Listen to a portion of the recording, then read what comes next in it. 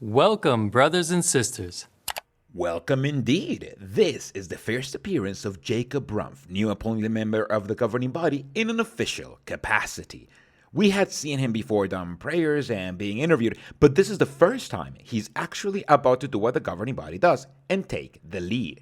Except this governing body update is about nothing but how this religion isn't really a charity if you're reading between the lines. Don't forget to like and subscribe. Let's begin. Sister Michal Tadesse and her siblings were among those detained. Her siblings were later released, but Sister Michal remained imprisoned for her faith. But we're pleased to announce that on February 25th of 2025, after almost 11 years in prison, Sister Michal was released and reunited with her family. She's in good spirits and is receiving the medical care that she needs. We continue to pray for the 251 brothers and sisters around the world who are imprisoned for their faith. And this includes 65 in Eritrea. This is just their persecution gospel. Jehovah's Witnesses believe that the fact that they are persecuted sometimes proves that they are the one true religion. But did you catch how there are fewer than 300 imprisoned Jehovah's Witnesses around the world? This religion proclaims to have over 8 million members around the world. 300 people in prison shows how little Jehovah's Witnesses actually get persecuted. They're obviously not going to tell you that the government is against Jehovah's Witnesses in Eritrea because of their refusal to engage in voting and military service. You can think whatever you want about those two issues, but the facts are these. The Bible never speaks against voting or doing military service. If anything, most of the Bible is about doing military service, and multiple people in the military became Christian in the New Testament without having to give up their military robes. And Jehovah's Witnesses don't have a real choice in the matter. They are forced to be against military service and voting, not because they read it in the Bible, but because they read it in a publication that the governing body put out. And if they don't comply, all their social circle, which is supposed to be exclusively inside the cult, will be weaponized against them, being forced to shun them or risk being shunned too. That is why persecuting individual Jehovah's Witnesses for following their religious views does not work, because they don't really have a choice in whether or not they want to follow these views or not. The choice remains exclusively at the governing body level, and those are the ones you need to persecute if you actually want justice and not just revenge. But because of your generous donations to the worldwide work, so far for this service year, we've been able to spend over $6 million to provide relief. We thank all of you for your loving support. Of course, material assistance is just one way that we provide relief to our brothers and sisters. We also provide spiritual encouragement and emotional support. This is filled with Easter eggs. First of all, in a religion where they ask every single one of their over 8 million reported followers to donate money constantly, they were able to exclusively spend $6 million on relief work in a whole year. Remember, this excuse of asking people to donate for relief work is even used to manipulate children into donating money. The needed relief aid to our dear brothers in these affected areas. We love you very much, and thank you for tuning in for this update. I wish we could help. Me too. Oh, I have an idea.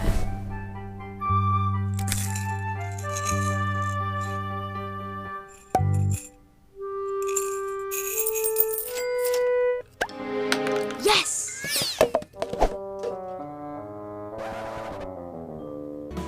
Can I give this to our brothers affected by the hurricane? Of course you can. We'll put it in the contribution box on Sunday. My piggy bank was empty. I guess I can't help. There are many things you can do to help. First, you can save some money for next time. But when it comes to actually doing relief work, they only spend $6 million of those donated funds? I'm a single sister, single mama. When I saw the relief team come in, that was Jehovah's hand to me to say, my people, I've got you. So they spent $6 million on relief work, and the only thing that they have to show for it is this house getting painted. This is a video segment telling Jehovah's Witnesses about how last year California's fires were handled by their religion. And you just saw the only home they show doing any kind of repairs in. However, they very clearly sent a whole filming crew to film the reaction of the couple of volunteers they sent to help out as they see the wreckage from the fires. Almost like they knew that this was a worldwide news event and they just wanted, a little bit of filming material. Remember, when they talk about relief work, they aren't talking about helping rebuild the community. They're talking about helping rebuild their own kingdom halls and maybe one or two affected houses, maybe more, especially if those houses are insured. That way, they can simply bill the insurance back for all their work. But as you heard, the fact that they spent in a whole year less than $1 per follower in relief work shouldn't worry you, because they also give you emotional support. And where else can you find someone who tells you that they feel bad, that something happened to you? Can't you see that they even sent Mark Sanderson to make an appearance? Wait, is that why the film crew is there? Our brothers and sisters have gone through great loss, including even their own homes. And yet, while the physical needs are handled and helped with by means of the disaster relief arrangement, it's the spiritual needs that also need to be given attention to. Jehovah has protected you in the most important way, because you have not lost your faith and you have not lost your relationship with God. Look at Mark Sanderson, our leader, hugging this man while wearing a high-vis vest when he doesn't need to, and nobody else is wearing it, so he can look like he's helping. In reality, he's only helping by giving people the privilege of hearing him in person and shaking his hand while a professional film crew records it all so they can be like, look how much we helped during California fires. He's not giving them money or food or anything practical. The only thing he's giving them is the opportunity of helping him look like he cares. If he did care, not only would he have skipped the film crew, but he would have actually given practical help to his followers. But instead, his followers, who actually do need practical help, are left to help themselves. We send messages out to friends in the congregation. We need blankets, we need pillows, we need supplies. And within probably an hour, things started showing up. I appreciate the friends that have taken us in and provided for us. That was so encouraging, so loving. And, it brings you to tears. Why are they asking people to donate money if the help these people get during times of need also has to come from the people who are donating the money? What's the point of donating money if it's not going to be used to get blankets and housing and basic necessities when these witnesses are in their most trying times? It's almost like all of the money donated is actually never used to help victims. He's always been real, but anytime you see his hand in a very real way, you just are naturally drawn closer to him. So it's a shame that we go through these kinds of events, but in every single case, every single person, from the victim to the person who provides relief, all draw closer to Jehovah. What do you mean, see his hand in a real way? The only thing we've seen is this organization asking its followers to donate money, and then the organization asking its followers to help each other when they need help. What part of this is Jehovah's hand exactly? The part that takes the money away and then just disappears it magically? What part of this would you not find in literally any other community, except for the almost fraudulent donation begging? We deeply appreciate the hard work and unselfish efforts of all those at the branch offices, the circuit overseers, the disaster relief committee members, and many other volunteers worldwide. Of course, all of us who contribute funds are also essential to this work. How? How were the funds essential for this work? The funds did not cover the cost of for necessities, housing, or even one single plate of warm food, even though those were definitely given out. But those were paid by the congregation. The only thing that the donations covered was Mark Sanderson traveling to LA to pretend he's helping, and the film crew to turn this into a propaganda piece. That's it. This shows how this religion cannot really be labeled as a charity. They spend less than $1 per Jehovah's Witnesses in an entire year doing relief work. So I really doubt there was absolutely any money left for any kind of charitable work after they repaired Kingdom Halls, which is the main purpose of relief work. Seriously, that $6 million figure might sound like a lot to the average Joe like me or you, but it's practically nothing when it comes to this gigantic, multinational cult with billions of dollars worth of property paid for and maintained by the followers, and millions and millions and millions of dollars giving to them by governments just for the mere fact of existing and alleging to be a charity organization. Just to give you an idea of what I'm talking about, this is an assembly hall that they sold to a church. I found it making a video about Kingdom Halls converted into churches that is already up for patrons and YouTube supporters. And this alone went for $3 million. That's half of what they spent in an entire year in relief efforts. They spent 2 assembly halls worth of money in helping, according to them, 8 million Jehovah's Witnesses. This is not a charity, not just because it doesn't help anyone who is an active and therefore donating Jehovah's Witness already, but because it doesn't even help those people. It only helps them in having a good Kingdom Hall that they can keep going to and donating in. This is a scam, along with their alphabetizing programs, which, just like their relief effort, are there exclusively to find and keep members indoctrinated. Another way that Jehovah uses his organization to provide support is by means of our efforts to promote literacy. For decades, we've organized literacy classes. We've also prepared publications such as the brochure, Apply Yourself to Reading and Writing. That brochure is currently available in 136 languages, and more than 10 million copies have been produced. This is the oldest publication that is still being used by Jehovah's Witnesses. Every single other publication that they used when this originally came out has already been replaced or eliminated by now, the Bible included. And as you might already be suspecting, this wasn't made to help people get the valuable skill of reading and writing, but to help people learn how to read and believe this cult's doctrine. These alphabetization efforts are some of the darkest ones of this cult. They literally go and find vulnerable people who don't even know how to read, and they teach them how to read this cult's publications. The publications then become the person's only life and source of information, almost ensuring that the convert will stay with the group for life. And they are so desperate for converts that they're even relaunching this old booklet.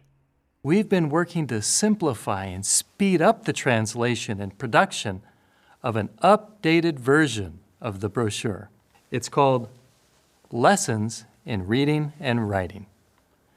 Currently, selected branches have been invited to pilot this new tool in 3 different languages. You really have to be desperate for members if they think the future of this cult is with people who have literally never read anything bad about this group, because they didn't even know how to read before meeting this group.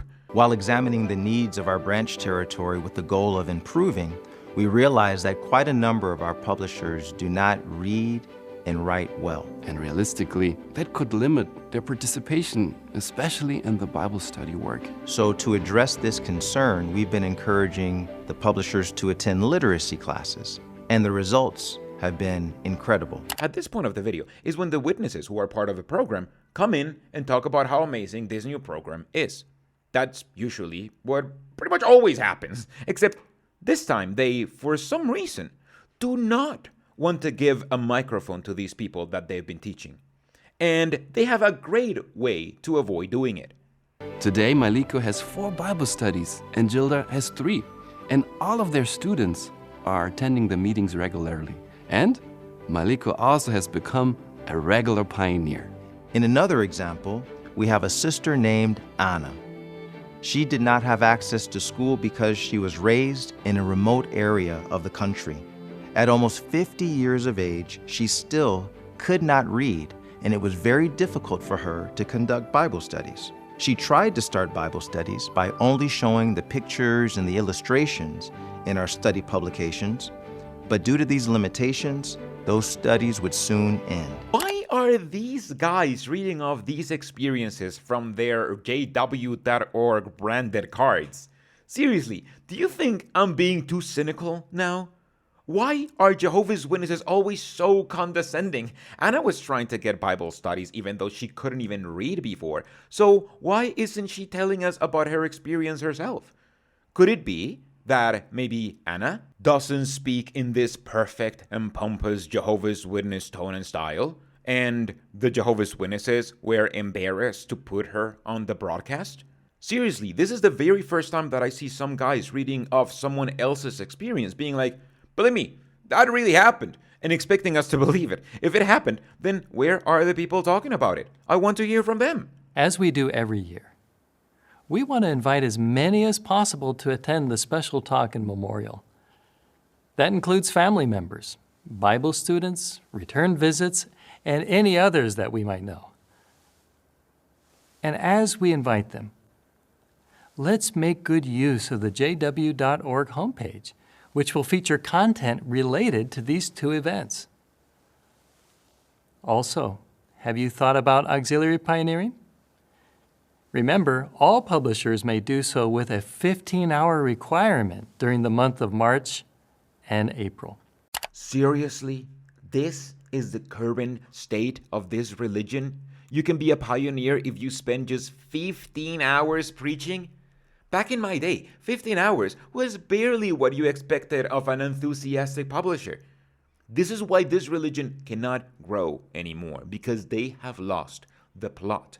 Literally, nobody is going to convert to the Jehovah's Witnesses because they received an invitation to the memorial. And the leadership knows that it is so pointless to go door to door, and the witnesses are so tired of doing it that they reduce the preaching hours to the minimum. It's almost like this door-to-door thing was a practice born when they sold books, and selling books door-to-door was the common way of selling them. And now that people don't sell books door-to-door, and this cult doesn't sell books, period, this door-to-door practice is completely pointless. At Philippians chapter 4 and verses 6 and 7, we're encouraged to pour out our hearts to Jehovah. And when we do that, what will happen?